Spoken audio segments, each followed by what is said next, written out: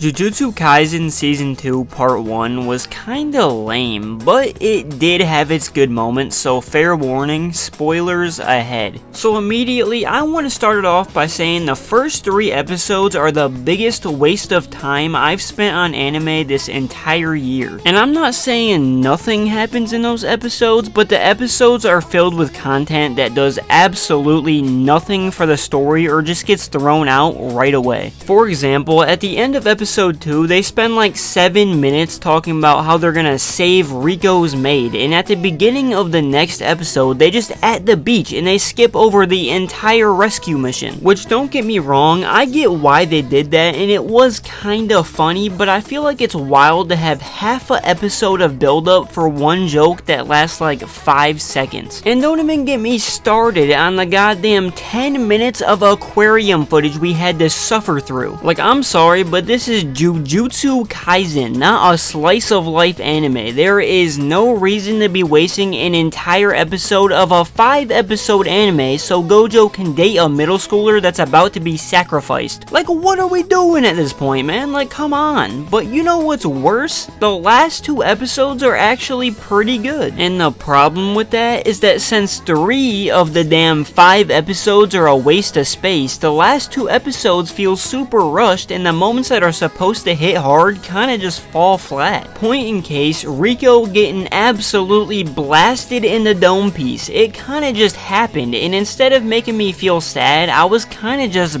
butthurt, to be honest. Cause you know how I've been complaining about the first 3 episodes lacking substance? Well, the only argument you can make for why they existed before is to build up the relationship of Rico, Gojo, and Emo Ear Dude. But since Rico just got obliterated faster than a Ryobi electric drill, there is no longer any reason for those episodes to exist. But I'ma quit hating, cause like I said at the beginning of the video, there are positives to this season, and one of them is for sure Megami's dad, Toji Fushiguro. This dude is basically just a regular ass motherfucker with a slug scarf, but he manages to almost kill Gojo, who is basically omnipotent up to this point, and also whoop Emo Ear Dude's ass after killing Rico. This man was a menace and one of my favorite characters in this entire show so far. And yes, you heard me right, was, because Gojo used some plot armor to put a giant hole in Toji's chest. Welcome to the Donut Club, Toji, you will be missed. Besides Toji, and even though I don't love the plot of this season so far, there is one aspect of it I really liked, and that was the corruption of Goto. When people talk about this season, I always hear Gojo's backstory, but in my opinion, this part of the story felt a lot more like Goto's backstory more than anything. Yeah, Gojo played a big role, but the one who had more character development in my opinion was definitely Mr. Emo Earman himself. And though I liked Goto's change in character and how he realized he hated humans after fighting alone and enduring the evil of mankind, him actually changing his mind and going from good heartfelt guy to murdering his entire family and village was such a drastic change, and it all happened way too quick. Instead of going on a trip to the aquarium, I wish more time was spent on his deterioration, because they made it seem like this random girl made him fall off the deep end by literally just asking him a question. Like, come on now, that's kinda ridiculous. But hey,